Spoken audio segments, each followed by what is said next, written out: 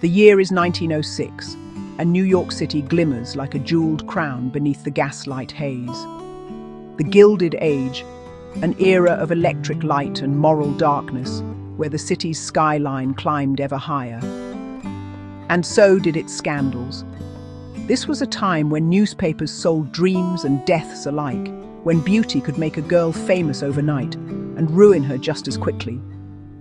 And one June evening, amid laughter and champagne bubbles high above Madison Square Garden, that dream ended with a gunshot.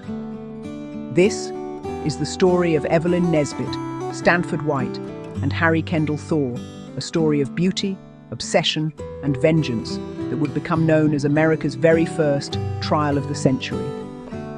Welcome to My Candlelight Confessions, where history whispers its darkest secrets through the flicker of the flame. Before Hollywood, before Instagram, there was Evelyn Nesbit, the face that sold everything from chocolate to corsets. She was a child of poverty, born in Pittsburgh in 1884, her father dead before she reached her teens.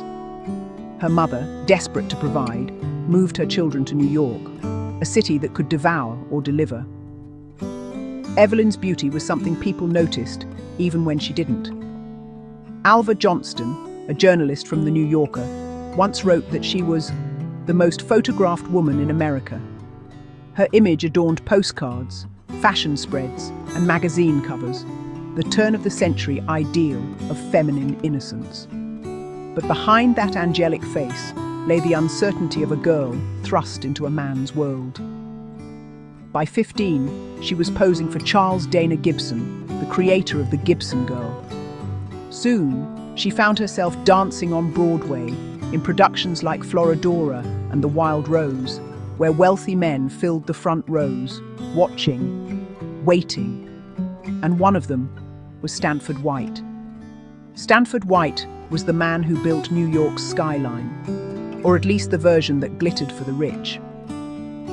As a partner in the famed firm McKim, Mead and White, he designed the Washington Square Arch, the New York Herald Building, and most notably, Madison Square Garden, his crowning masterpiece. But White lived two lives.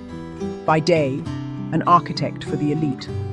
By night, a patron of pleasure wrapped in velvet and secrecy. In his private apartment atop 24 West 24th Street, nicknamed the Tower Room, he entertained young chorus girls with champagne, gifts, and whispered promises. The centerpiece of his secret den was infamous, a red velvet swing suspended from the ceiling, surrounded by mirrors and silken curtains. According to Evelyn's later testimony, it was in that very room where she was drugged and assaulted by White at the age of 16. An act she described years later as the night my girlhood ended. White's friends called him eccentric, his critics called him dangerous, and soon, one man would call him a dead man. Enter Harry K. Thaw, heir to a Pittsburgh Railroad fortune. He was handsome in photographs, but in person, erratic, impulsive, with a glint in his eye that flickered between charm and madness. He met Evelyn in 1903 and was instantly obsessed. To him, she represented purity, a fragile beauty to be rescued. But when he learned of her past with Stanford White, his admiration curdled into rage. Thaw's wealth could buy him anything, except peace. He tormented Evelyn with questions, demanding every detail of that night. He spoke of justice, of divine vengeance. And in the dark corners of his mind, vengeance began to take form. By 1905, he had convinced Evelyn to marry him, a union she later described as a cage of fear lined with velvet. His temper was erratic, his behavior manic. Servants whispered about his fits. Newspapers would later call him the mad millionaire. And soon, all of New York would know his name. June 25th, 1906. Madison Square Garden's rooftop theater glittered beneath the electric sky. The city was alive, lovers, actors and moguls mingling under the stars. Evelyn wore white that night. Harry Thaw, dressed immaculately, sat beside her. And across the rooftop, smiling, unaware, stood Stanford White. As the orchestra began to play I Could Love a Million Girls, Thaw rose quietly from his seat, his hand sliding into his coat pocket. 3 shots echoed through the summer air. White collapsed instantly, a crimson bloom spreading across his white evening suit. Gasps turned to screams. Women fainted. The crowd surged in chaos. "I did it because he ruined my wife," Thaw shouted, brandishing the smoking gun. "He deserved it." Within minutes, he was surrounded, calm, almost satisfied. The next morning, the New York World printed the headline, "Stanford White shot dead by maniac on Madison Square Garden roof." It was a headline that would ignite a nation's obsession. The press called it the trial of the century. For the first time, America wasn't just reading about crime, it was watching it unfold like theatre. Evelyn Nesbit became the tragic centerpiece, her beauty now a curse. She was forced to relive her assault on the stand, the newspapers dubbing her the girl in the velvet swing. Crowds lined the courthouse. Women fainted at her testimony.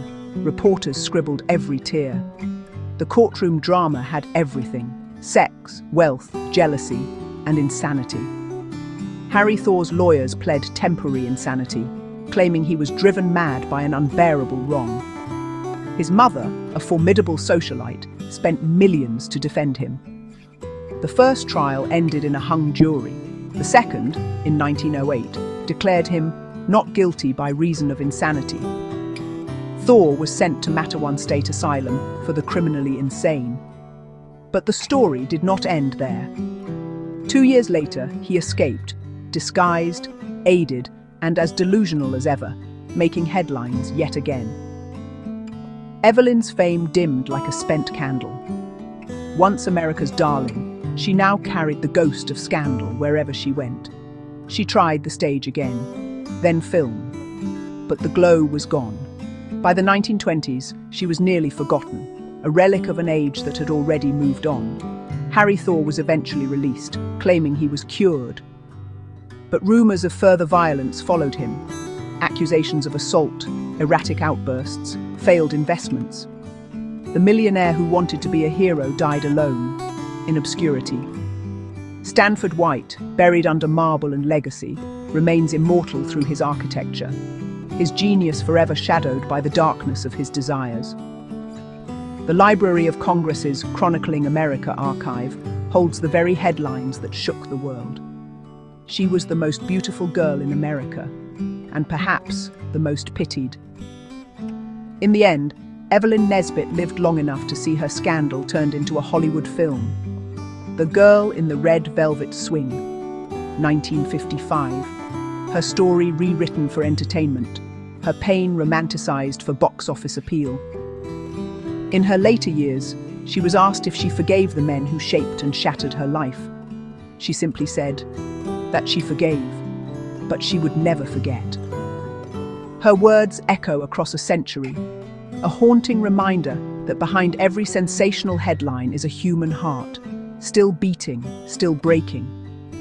And so, as the lights dim on this story of beauty, power, and madness, we remember her not as a scandal, but as a symbol. The girl who lived in the glare of 1,000 flashbulbs and learned that fame, once lit, can never be dimmed. Thank you for joining me by the glow of history's flame. Until next time, this has been My Candlelight Confessions.